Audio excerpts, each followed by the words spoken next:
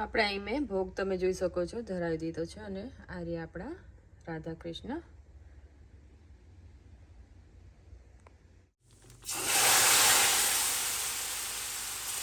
Friends, welcome to my channel. આજે તમારી સાથે હું ઘઉંના લોટનો શીરો બનાવીને બતાવીશ. આ રેસીપી એકદમ સરળ, ઇઝી અને સિમ્પલ છે.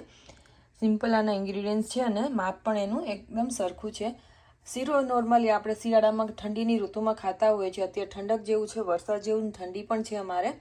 અને છેલ્લા 2 દિવસથી મને એવું થાય છે કે આજે કૃષ્ણ ભગવાનને ઘઉંના લોટનો શીરાનો ભોગ ધરાવું. તો આજે હું શીરાનો પ્રસાદી બનાવીશ. તો આ રેસીપી તમે ફૂલ વોચ કરજો. અને અહીં મેં લીધું છે ઘઉંનો લોટ છે. થોડો મેં ઉપર અડધો કપ ભાખરીનો લોટ લીધો છે અને અડધો કપ મેં આપણે જે સાદો ઘઉંનો રોટલીનો લોટ હોય છે એ મિક્સ કર્યો છે. તમારી પાસે ઘઉંનો જાડો લોટ ન હોય ભાખરીનો તો તમે આમાં રવો પણ લઈ શકો છો. 1 કપ મેં ઘઉંનો લોટ લીધો છે મિક્સ, અને 1 કપ મેં અહીં ગોળ લીધો છે. ગોળ તમારે વધારે થોડો ગળ્યો કરવો હોય તો તમે વધારે પણ એડ કરી શકો છો. એ જ પ્રમાણમાં મેં 1 કપ મેલ્ટ ઘી લીધું છે અને એ જ પ્રમાણમાં મેં 1/2 કપ જેટલું પાણી લીધું છે જે આપણે ગોળને મેલ્ટ કરવા માટે જોશે. ડ્રાય ફ્રૂટ્સ લીધા છે. અહીં મેં કાજુ, બદામ અને કિસમિસ લીધી છે. તમારે પિસ્તા પણ એડ કરવા હોય તો કરી શકો છો.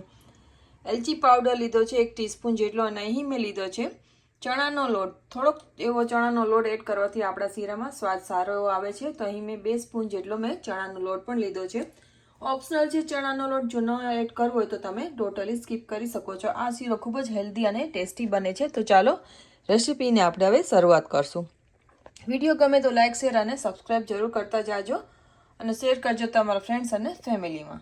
અહીં મેં પેન રાખી દીધું છે. એમાં આપણે પાણી લીધું છે. પાણી અને ગોળને આપણે મેલ્ટ કરવાનો છે. ગોળની ચાસણી નથી કરવાની, ખાલી આપણે ગોળ મેલ્ટ થાય એટલી વાર આપણે એને કૂક કરવાનો છે. આપણે જે પાણી લીધું છે 1/2 કપ, એ બધું પાણી આપણે એડ કરી દઈશું. હવે એમાં આપણે જે ગોળ લીધો છે, ગોળ તમારે વધારે એડ કરવો તો કરી શકો છો, તમારા ટેસ્ટ પ્રમાણે છે.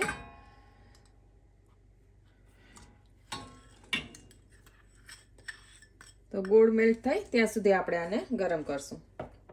હવે આ ગોળને આપણે મેલ્ટ કરી લઈએ. ગોળને મેલ્ટ થતા વાર નહીં લાગે. એના ખૂબ જ ટેસ્ટી શીરો ને હેલ્ધી છે. નાના છોકરાઓને પણ તમે આ શીરો આપી શકો છો. તો તમે જોઈ શકો છો ગોળ આપણો મેલ્ટ થવા આવ્યો છે. ગોળનું પાણી તમે જોઈ શકો છો. થોડો એવો બાકી છે. ગોળને મેલ્ટ થતા વાર નહીં લાગે. તો આપણો ગોળ હવે મેલ્ટ થઈ ગયો છે, તમે જોઈ શકો છો. તો આ પેનને આપણે હવે ગેસ ઉપરથી ઉતારીને બીજું પેન રાખી દેશું. હવે એમાં આપણે જે ઘી લીધું છે, ઘીને આપણે એડ કરી દઈએ.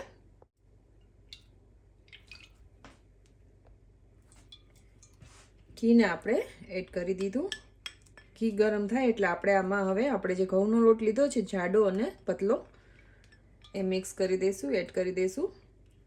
તમારે જો ડ્રાયફ્રૂટને આમાં પહેલાં તળી લેવા હોય, રોસ્ટ કરવા હોય તો તમે એ રીતે પણ કરી શકો છો, અથવા કાચા એડ કરવા હોય તો તમે કાચા પણ ઉપરથી એડ કરી શકો છો ગાર્નિશમાં. તો ઘીને આપણે હવે ગરમ કરી લઈએ. ઘી આપણું ગરમ થઈ ગયું છે. હવે એમાં આપણે લોટ એડ કરી દઈએ. લોટ એડ કરો ત્યારે તમારે થોડી ગેસને સ્લો કરી દેવો. તો તમે જોઈ શકો છો ઘી આપણું એકદમ સરસથી ગરમ થઈ ગયું છે. ગેસને હવે ધીમો કરી દેજો થોડી વાર માટે, જેથી લોટ બધો નીચે બેસી ન જાય કે બળી ન જાય. અને હવે કન્ટિન્યુઅસલી આપણે આને હલાવવાનું રહેશે જ્યાં સુધી આની એકદમ સરસથી કલર અને સુગંધ રિલીઝ ન થાય ત્યાં સુધી આપણે હવે આને કૂક કરવાનો છે. આમાં જ આપણે હવે ચણાનો લોટ પણ એડ કરી દઈએ, જે આપણે થોડો એક્સ્ટ્રા લીધો છે. ઓપ્શનલ છે, પણ આ એડ કરશું તો એનો સ્વાદ વધારે સારો આવશે. તમે જરૂરથી ટ્રાય કરજો આ રીતે ચણાનો લોટ એડ કરીને.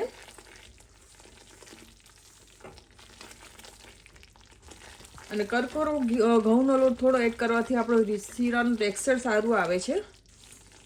ચીકણો શીરો ન બને.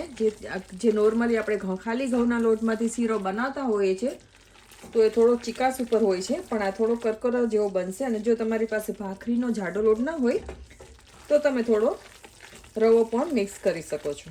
હવે આપણે આને કન્ટિન્યુઅસલી હલાવશું સ્લો ગેસ ઉપર, જ્યાં સુધી આનો કલર અને સુગંધ રિલીઝ ન થાય. તો તમે જોઈ શકો છો અને એકદમ સરસથી આપણો શીરાનો કલર મસ્ત થઈ ગયો છે. અને સુગંધ પણ સારી એવી આવે છે. તો આ સમયે હું આમાં એલચી પાવડર એડ કરીશ. આપણે પહેલાં ગોળનું પાણી પછી એડ કરશું, જેથી એલચી પાવડર સારી રીતે આમાં મિક્સ થઈ જશે. તમારે પછી ઉપરથી પણ થોડો સ્પ્રિંકલ કરવો હોય તો કરી શકો છો. અને થોડા ડ્રાયફ્રૂટ્સ હું અત્યારે એડ કરીશ અને થોડા આપણે ઉપરથી ગાર્નિશ કરવા માટે રાખશું.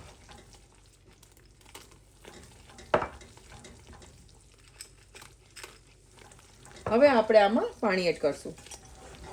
ધીમે ધીમે એડ કરવાનું, કારણ કે હવે આમાં છાંટા ઉડવાના ચાન્સીસ હોય છે.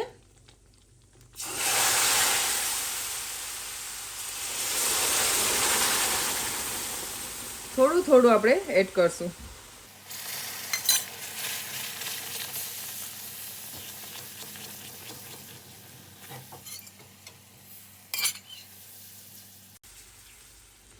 એકદમ સરસ સુગંધ આવી છે આ શીરાની. જરૂરથી ટ્રાય કરજો. તમે બધું પાણી આમાં એડ કરી દીધું છે.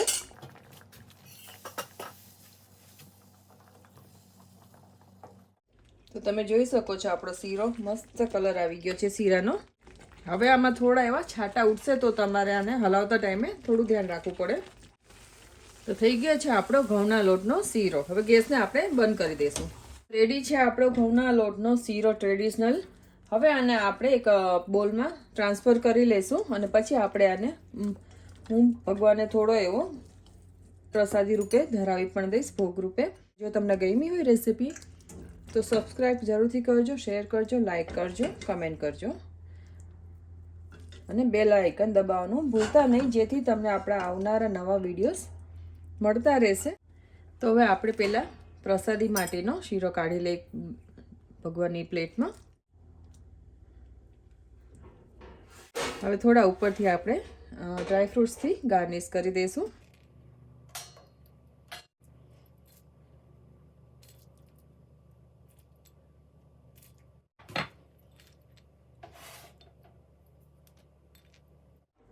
તો રેડી છે આપણો શીરો.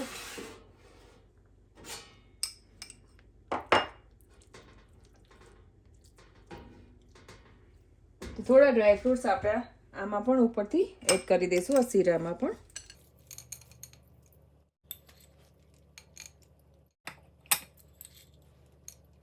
રેસીપી ગમી હોય તો લાઈક કરો.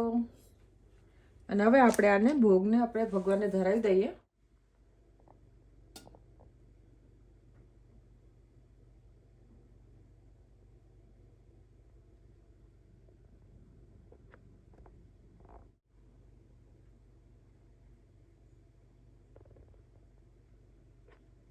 તુલસી પત્ર પણ ધરાવી દીધું છે. હવે આપણે ભગવાનને અમે સવારે ડ્રાયફ્રૂટ્સનો ભોગ ધરાવ્યો હતો. અત્યારે અમારે બપોરના 12:30 થયા છે. તો હવે આપણે થોડું સાઈડમાં કરી દઈએ અને હવે શીરાનો ભોગ પણ આપણે ધરાવી દઈએ.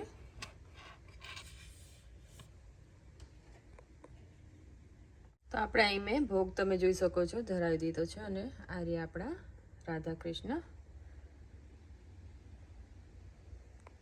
તો આ વિડીયો ગમ્યો હોય તો જરૂરથી લાઈક કરજો.